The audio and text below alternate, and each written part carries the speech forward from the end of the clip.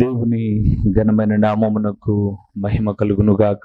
మన ప్రభువును రక్షకుడునునైన యేసుక్రీస్తుల వారి యొక్క ప్రశస్తమైన నామమునకి మహిమ, ఘనత, ప్రభావములు యుగ యుగములకు కలుగునుగాక. సర్వాధికారి అయిన దేవుడు ఆయన గొప్ప కనికరమును బట్టి మరొక శ్రేష్టమైనటువంటి ఈ శుభ తరుణాన్ని మనకు అనుగ్రహించి దేవుని విలువైన మాటలు ధ్యానము చేయుటకు దేవుడిచ్చిన ఈ గొప్ప సదవకాశమును బట్టి దేవాది దేవునికి మనము ఎంతగానో కృతజ్ఞతాస్తుతులు చెల్లించవలసిన వారుగా ఉన్నాం. అదే సమయంలో ప్రతిదినము దేవుని వాక్యము వింటూ ఆత్మీయముగా బలపరచబడుతూ ఉన్న దేవుని ప్రియబిడలైన మీ అందరికీ కూడా ప్రభు అయిన యేసుక్రీస్తు పేరట శుభవందనములు తెలియచేయచ్చు ఉన్నాము. ప్రభునందు ప్రియమైన వారులారా, మీ అందరి యోగక్షేమముల నిమిత్తమై, ఆత్మీయ క్షేమము నిమిత్తమై మానక మేము ప్రార్థిస్తూ ఉన్నాము అని తెలియచేయుటకు సంతోషిస్తూ ఉన్నాము. ఎక్కడో పుట్టాం, ఎక్కడో పెరిగాం. ఒక తండ్రి బిడ్డలముగా దేవుని మాటలు మనము ధ్యానము చేయుటకు ప్రభు మనల్నందరినీ ఈ టీవీ వాక్యము ద్వారా లేదా యూట్యూబ్ వాక్యము ద్వారా ఒక తాటి మీదికి తీసుకొచ్చాడు. నేనెవరో ఒకప్పుడు మీకు తెలియదు, మీరెవరో కూడా మీరు ఫోన్ చేసి మాతో ఆత్మీయ సహవాసం ఏర్పరచుకునేంత వరకు నాకు కూడా తెలియదు. చాలా చోట్లకు మేము కొన్ని కార్యముల నిమిత్తమై వెళ్తూ ఉన్నప్పుడు అక్కడ మేము ఆ కూడికలలో కూర్చున్నప్పుడు, బాబు వందనాలండి, మేము ప్రతిరోజు మీ వాక్యం వింటాం అని అప్పుడు చెప్తున్నారు.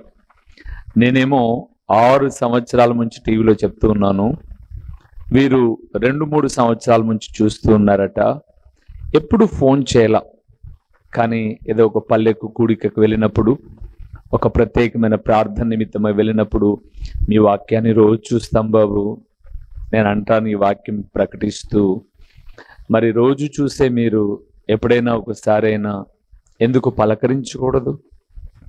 ఈ భారభరితమైన పరిచర్యలో మీ వంతుగా మీరు మీ ప్రార్థనా సహకారము అందించకూడదు? ఆలోచన చేయండి. అందరి చేతులలో ఫోన్స్ ఉన్నాయి, ఎవరెవరితోనో మాట్లాడుతూ ఉంటారు ప్రతిరోజు. ఏదో ఒక సందర్భంలో దైవజనుడా, మా ఆత్మీయ క్షేమము నిమిత్తమై మీరు మాట్లాడే మాటలు మాకు దీవెనకరంగా ఉన్నాయి, ఇంకా మీ పరిచర్య ముందుకు వెళ్ళాలి అని మా వంతుగా మేమేం చేయాలో అది ప్లాన్ చేసుకుంటూ ఉన్నాం, ప్రకటించండి ప్రభు రాకడ వరకు అని మీరు ఒక మాట చెప్తే ఎంత ప్రోత్సాహకరంగా ఉంటుంది కదా. కాబట్టి ఇక మీదటైనా అలాగ ప్రయత్నం చేయండి. ఈ దిన కాలమున మనం ధ్యానం చేయబోతున్న అంశ భాగము ఏమిటి అనగా, దేవుని ఆలోచనలు ఏమైనవి కావు. దేవుని ఆలోచనలు ఏమైనవి కావు అనే మాట కూడా రాసుకోవాలి. వాస్తవానికి ఈ సబ్జెక్టులో మైనవి కావు అంటే అలాంటివి కావు అని అర్థం. అలాంటివి కావు అని అర్థం. ఒక పరీక్ష రాసే పిల్లవాడు పరీక్షలో కరెక్ట్ అయిన ఆన్సర్ రాయకపోతే ఖచ్చితంగా ఇంటూ వేసి తప్పు అని చెప్తారు. ఒకవేళ ఈ పిల్లవాడు ఆ క్లాస్లో ఉండి, సార్ నేను ఇది కరెక్టే రాశాను అని అంటే, అది కరెక్ట్ అయినది కాదు అంటారు. కరెక్ట్ అయినది ఏదో చెప్తారు.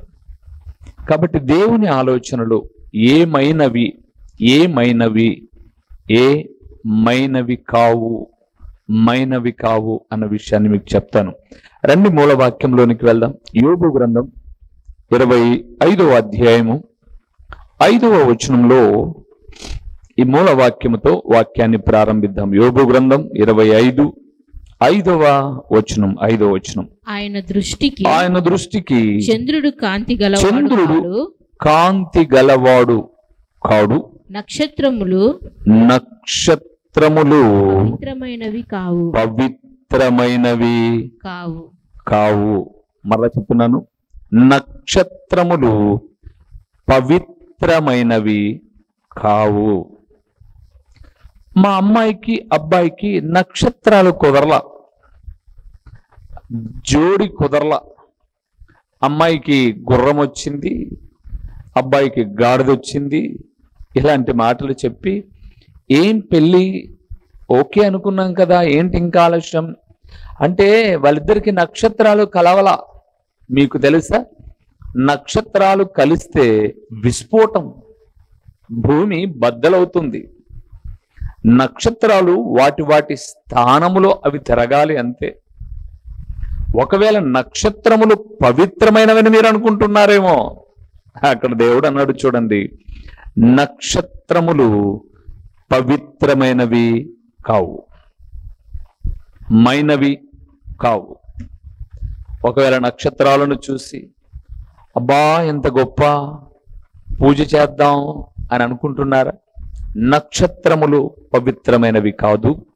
ఆ పై మాట, చంద్రుడు కాంతి గలవాడు కాడు, కాంతి గలవాడు కాడు. వాటి కాంతి కొంచెం సేపు ఎక్కువగా మరికొంతసేపు తగ్గిపోయినట్లుగా మనం చూస్తూ ఉన్నాం. కాంతి కలగని వాటిని, పవిత్రమైనవి కాని వాటిని పూజిస్తూ ఉన్నారు లోకం. అయితే నేను ఒక మాట చెప్తాను, నక్షత్రముల కన్నా, చంద్రుల కన్నా, సూర్యుని కన్నా పవిత్రుడు, తేజోమయమైన వాడు నేను నువ్వు ఆరాధిస్తున్న ప్రభు అయిన యేసుక్రీస్తు. అందుకే పవిత్రమైనవి కావు అన్నాడు. మైనవి పదే పదే ఆ మాట చెప్పడంలో ఉద్దేశం ఏంటంటే మన సబ్జెక్టు అది అని అర్థం కావడానికి.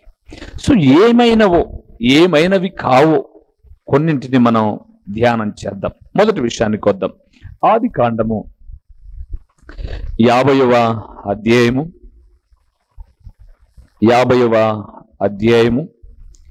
20వ వచనాన్ని ఒకసారి మనం చూద్దాం. 20వ వచనాన్ని మనం చూద్దాం. మీరు నాకు కీడు చేయను ఉద్దేశించితిరి గాని నేటి దినమున జరుగుచున్నట్లు అనగా బహు ప్రజలను బ్రతికించున్నట్లుగా అది మేలుకే దేవుడు ఉద్దేశించెను. చాలు. ప్రభునందు ప్రియమైన వారలారా, ఇక్కడ రాయబడిన మాట దేవుని దాసుడైన యోసేపు గారు తన అన్నలతో చెబుతున్నటువంటి మాట. ఏంటి ఆ మాట అని మనం చూస్తూ ఉన్నప్పుడు, అన్నలారా అంటే వాళ్ళ నాన్న చనిపోయాడు, యాకోబు. చనిపోగానే అన్నలు అనుకున్నారు, నాన్న బ్రతికున్నంత వరకు తమ్ముడు మనల్ని బాగా చూసుకున్నాడు, ఇప్పుడు మనల్ని శ్రమ పెడతాడేమో, ఆ రోజు మనం కొట్టి గుంటలో పడేసినందుకు ప్రతీకారం తీర్చుకుంటాడేమో అని అనుకుంటూ ఉన్నప్పుడు యోసేపు అంటున్నాడు, అన్నలారా ఆ రోజు మీరు కీడు చేయ ఉద్దేశించారు, కానీ బహు ప్రజలకు మేలు కలగడానికి దేవుడు అది మేలు కొరకు ఉద్దేశించాడు అన్నాడు. అంటే దేవుని ఉద్దేశములు హానికరమైనవి కావు. మీరు ఇప్పుడు అడగచ్చును, హానికరమైనవి కావు అని లేదు కదా అక్కడ. ఎస్, ఇర్మియా గ్రంథం 29వ అధ్యాయము, ఇర్మియా గ్రంథం 29వ అధ్యాయము 11వ వచనాన్ని ఒకసారి మనం చూద్దాం. 11వ వచనాన్ని మనం చూద్దాం. నేను మిమ్మును గూర్చి ఉద్దేశించే సంగతులను నేను ఎరుగుదును, రాబోవు కాలమందు మీకు నిరీక్షణ కలుగునట్లుగా అవి సమాధానకరమైన ఉద్దేశములే కానీ హానికరమైనవి కావు. ఇదే యెహోవా వాక్కు. చాలు. ప్రభునందు ప్రియమైన వారలారా, యోసేపయ్య తన అన్నలతో ఏం చెప్తున్నాడు? ఆదికాండం 50వ అధ్యాయం 20వ వచనములో, అన్నలారా మీరు నాకు కీడు చేయాలన్నటువంటి ఆలోచన మీరు ఆ రోజు చేశారు, వాస్తవమే. అయితే మీరు ఆ రోజు నాకు కీడు చేసినప్పటికీ ఆ రోజు మీరు నాకు కీడు చేయాలన్న ఆలోచనలో మీరు ఉన్నప్పటికీ అంతకు ముందే దేవుడు ఆ కీడు వలన కూడా మేలు చేసే ఉద్దేశాలని పెట్టుకొని మీరు నన్ను గుంటలో వేయడానికి కొట్టడానికి ఆయన అనుమతి ఇచ్చాడు. అందుకే ఇర్మియా గ్రంథం 29:11 చూస్తున్నప్పుడు రాబో కాలమందు మీకు నిరీక్షణ కలుగునట్లుగా అవి సమాధానకరమైన ఉద్దేశములే గాని హానికరమైనవి కావు. ప్రభునందు ప్రియమైన వాళ్ళారా, ప్రస్తుత దినాల్లో కొంత కీడు గుండా మీరు వెళ్తున్నారా? ఇబ్బందులు గుండా వెళ్తున్నారా? బాధల గుండా మీరు వెళ్తున్నారా? అయ్యో ఏంటి, మేము ఒకటి అనుకున్నాం ఒకటైపోయింది, మా పరిస్థితి ఏంటి ఎలాగైపోయింది? అయితే ఒక మాట చెప్పగలను ప్రియులారా, యోసేపును గుంటలో వేసినప్పుడు అన్నలు కూడా అనుకున్న మాట ఏంటో తెలుసా? వీడు కలలు కన్నాడు, వీని కలలు ఏమవుతాయో చూద్దాం, చెప్పరా ఇప్పుడు నీ కలలు ఏమవుతాయి అని అనుకున్నారు. రే వీడిని ఎందుకు చంపడం, కొట్టిపడేసాం, ఆ మిద్యానులకు అమ్మేస్తే పోలా అని అమ్మేశారు, వర్తకులకు అమ్మేశారు, అయిపోయింది ఇంకా మన చాప్టర్ అనుకున్నాడు. వాడెప్పుడు బాగుపడాలి, వాడు బానిస బ్రతుకులోంచి వాడెప్పుడు ప్రయోజకుడు కావాలి అని అనుకున్నారు. కానీ దేవుడు రాబోయే కాలమునకు ఆయన ఉద్దేశించిన ఉద్దేశము హానికరమైనవి కావు. అవును ప్రియులారా, కొన్నిసార్లు మన ఆత్మీయ జీవితంలో మనము చాలా తొందరపడి ఇప్పుడే ఎలాగుంది, రాబోయే దినాలు ఎలాగుంటాయో అని అంటాం. అయితే ఒకటి గుర్తు పెట్టుకోనండి, ఇర్మియా గ్రంథం 29:11 అన్నాడు, రాబో కాలమందు మీకు నిరీక్షణ కలుగునట్లు. నిరీక్షించామా రాబోయే కాలమును గురించి?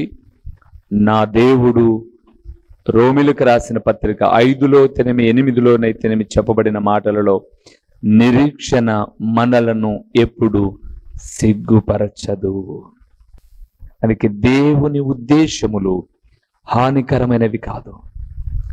మనుషుని ఉద్దేశములు హానికరంగా ఉంటాయి, కానీ దేవుని ఉద్దేశములు హానికరమైనవి కాదు. రెండవది ఏమైనవి కావో చూద్దామా? హెబ్రీయులకు రాసిన పత్రిక 10వ అధ్యాయము 6వ వచనాన్ని ఒక్కసారి మనం చూద్దాం ప్రియులారా. అక్కడ మైనవి కానివి ఒకటి ఉన్నాయి. పూర్ణ హోమములను పాప పరిహారార్థ బలులను నీకిష్టమైనవి కావు. రెండవది ప్రియులారా, దహన బలి దేవునికి ఇష్టమైనవి కావు. దహన బలి లేదా బలి, అందుకే బైబిల్ గ్రంథంలో చాలా చక్కగా రాయబడింది. కీర్తనాకారుడైన దావీదు అంటున్నాడు, దహన బలి నీకు ఇష్టమైనది కాదు. మరేంటి నీకు ఇష్టమైనది? విరిగి నలిగిన మనస్సే దేవునికి ఇష్టమైన బలి. మీరు చూడండి ప్రియులారా, దేవుడు చాలా సందర్భాల్లో నేను బలి కోరువాడను కాదు అన్నాడు. మరి బలి కోరువాడను కాదు అన్న దేవుడు ఎందుకండి అబ్రహామును పిలిచాడు?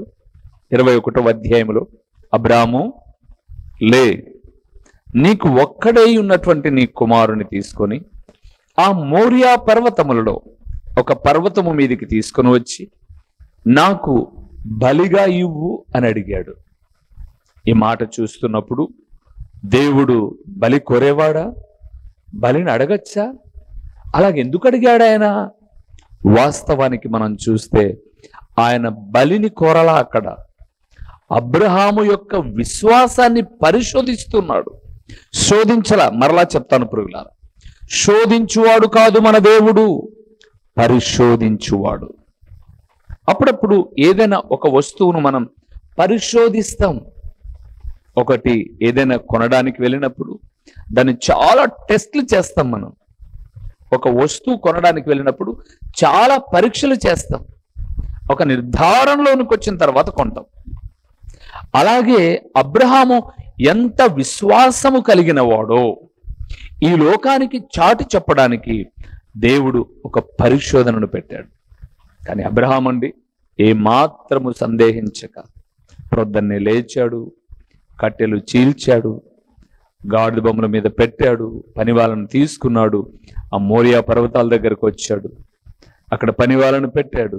అక్కడ అంటాడు, నేను నా కుమారుడు పైకి వెళ్ళి బలి అర్పించి వస్తాం. ఆ మాటలోనే విశ్వాసం ఉంది. పైకి వెళ్ళాడు, కట్టెలన్నిటినీ పేర్చాడు. కుమారుడు అడుగుతున్నాడు, నాయనా అన్ని పేరుస్తున్నావు, దహన బలికి గొర్రెపిల్ల ఎక్కడా? యెహోవా చూచుకొనును. యెహోవా ఈరే, ఆయన చూసుకుంటాడు నాన్న, ఆయన చూసుకుంటాడు నాన్న అన్న ఆ నాన్న ఆ కుమారుని ఎత్తి కట్టెల మీద పెట్టాడు. కట్టెల మీద పెట్టి, దేవా నువ్వు కోరుకున్నావంటే నా కొడుకునేంటి ప్రభువా, నన్నే నీకు అర్పించుకుంటాను అని కత్తి ఎత్తి వధించబోతున్నాడు. దేవుడు అంటున్నాడు, అబ్రహాం నీ విశ్వాసము చాలా గొప్పది. నువ్వు బలి ఇవ్వాల్సింది నీ కుమారుని కాదు, ఆ పొదలో ఉన్న పొట్టేలును. దేవుని బిడలారా, దహన బలి దేవునికి ఇష్టమైనది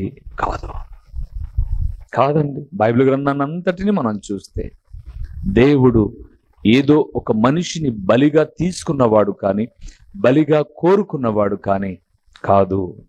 అందుకే దేవుని ఉద్దేశములు హానికరమైనవి కాదు. దహన బలులు దేవునికి ఇష్టమైనవి కాదు, ఇష్టమైనవి కావు. మూడవది మైనవి ఏంటో చూద్దాము. యోహాను రాసిన మొదటి పత్రిక 5వ అధ్యాయము 3వ వచనాన్ని మనం చూద్దాం ప్రియులారా. దేవుని ఆలోచనలు ఏమైనవి, మైనవి అనే మాట మాట్లాడుతున్నాను నేను. యోహాను పత్రిక మొదటి పత్రిక 5వ అధ్యాయము 3వ వచనము, మనం ఆయన ఆజ్ఞలను గైకొనుటయే దేవుని ప్రేమించుట. ఆయన ఆజ్ఞలు భారమైనవి, ఆయన ఆజ్ఞలు భారమైనవి కావు. ప్రభువునందు ప్రియులారా, ఎంత మంచి మాట అండి ఈ మాట. దేవుని ఆజ్ఞలు భారమైనవి కావు. అందుకే యేసు ప్రభుల వారి లోకంలో సంచరిస్తూ ఉన్నప్పుడు శాస్త్రులను పరిశీలన ఒక మాట అన్నాడు, మోయ సఖ్యము కాని బరువులు వారు వీపు మీద పెట్టి మోయిస్తున్నారు, మీరు చిటుకునోలు కూడా తగిలించరే దాన్ని మోయడానికి. దేవుని ఆజ్ఞలు భారమైనవి కావు ప్రియులారా. మనం అనుకుంటున్నాం ఆయన ఆజ్ఞలు చాలా భారమైనవేమో. నీ దేవుడైన యెహోవాను నేను తప్ప వేరొక దేవుడు నీకుండకూడదు. పైన ఆకాశం అందే కానీ, కింద భూమి ఎందే కానీ, భూమి కింద నీళ్ళ ఎందే కానీ ఉండు దేని రూపమునైనను నువ్వు చేసుకొనకూడదు, సాగిలపడకూడదు, వాటిని పూజించకూడదు. ఇవన్నీ చెప్తున్నప్పుడు అబ్బో ఇవెంత కష్టమో అనుకుంటున్నామో మనం. భారమైనవి కావు. దేవుని బిడ్డలారా, దేవుని ఆజ్ఞలు భారమైనవి కాదు. అందుకే ప్రియ ప్రభుల వారు, యేసు ప్రభుల వారు ఈ లోకానికి వచ్చిన దినాన్ని మనం జ్ఞాపకం చేసుకుంటే, ఆయన 33.5 సంవత్సరాలలో, చరిత్రకారులు చెప్తున్నారు 30 సంవత్సరాలు తమ తల్లిదండ్రులకు సేవ చేసి గొప్ప ప్రయోజనకరమైన జీవితాన్ని జీవించి 3.5 సంవత్సరములో పరలోకపు తండ్రి పంపిన పనిని కొనసాగించడానికి వచ్చి ఆయన శిలువ మాను మీదికి ఎక్కినప్పుడు 7 అమూల్యమైన పరలోకపు అద్భుతకరమైన మాటలు మాట్లాడిన ప్రభువు ఒక మాట అన్నాడు, ఇదిగో సమాప్తమైనది.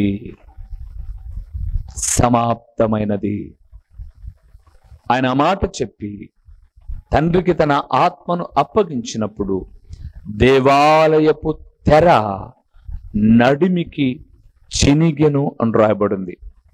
అవునా? దేవాలయపు తెర నడిమికి చినిగెను అని రాయబడింది. ఏమండి, ఎప్పుడైనా మీరు అప్పు కొరకై ఎక్కడైనా ఒక 10,000 తీసుకునేటప్పుడు బాండ్ రాసి వచ్చింటే, నేను చేశానండి ఒకానొకప్పుడు. బాండ్ రాసుకొని వచ్చిన తర్వాత వాళ్ళ అప్పు వడ్డీతో సహా మనం కట్టిన తర్వాత ఆ బాండును ఏం చేస్తారు? నడిమికి చించేస్తారు. చినిగిపోయిన బాండుకు విలువ లేదు. ఇంకా నువ్వు కట్టినా కట్టకపోయినా వాడి దగ్గర ఎత్తిపెట్టుకున్నప్పుడు చినిగిపోయినా నడింకి నువ్వు కట్టావు అనే ఆధారం. ధర్మశాస్త్రమును నెరవేర్చిన ప్రభువు సమాప్తమైనది అనగా ధర్మశాస్త్రమును నెరవేర్చుట సమాప్తమైనది అన్నప్పుడు దేవాలయపు తెర చినిగింది. అందుకే దేవుని ఉద్దేశములు హానికరమైనవి కాదు, దహన బలులు దేవునికి ఇష్టమైనవి కాదు. మూడవది, దేవుని ఆజ్ఞలు భారమైనవి కావు. చివరిగా ఒక్క మాట చెప్పి నేను ముగిస్తాను. కీర్తనల గ్రంథం 69వ కీర్తన, కీర్తనల గ్రంథము 69వ కీర్తన 5వ వచనాన్ని 69 5వ వచనాన్ని ఒక్కసారి మనం చూద్దాం. మైనవి దేవా నా బుద్ధిహీనత నీకు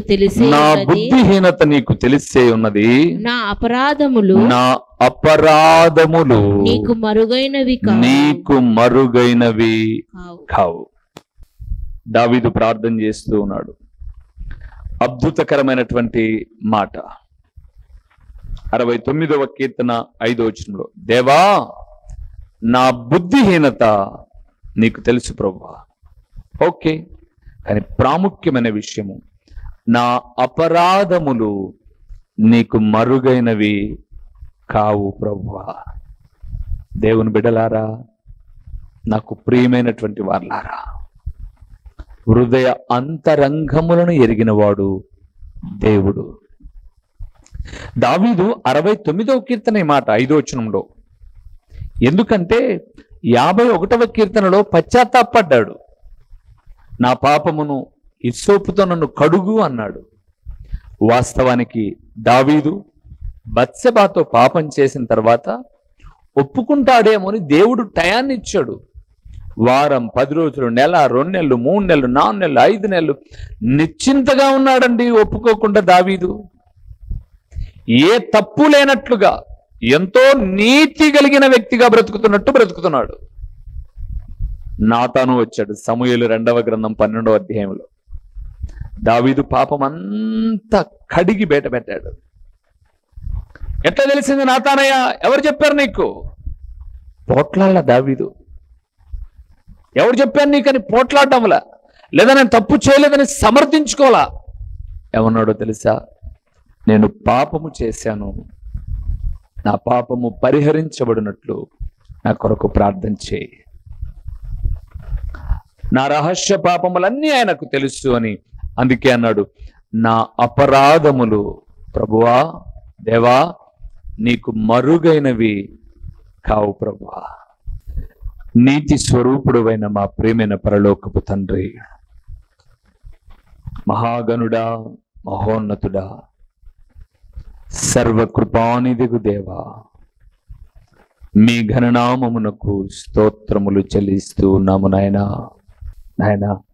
ఈ వాక్యమైన బిడలు ఎవరు బలహీనంగా ఉన్నా, అనారోగ్యంగా ఉన్నా, ఆర్థిక, శారీరక, మానసికమైన ఇబ్బందుల్లో ఉన్నా వారిని లేవనెత్తి మేలు చేయండి.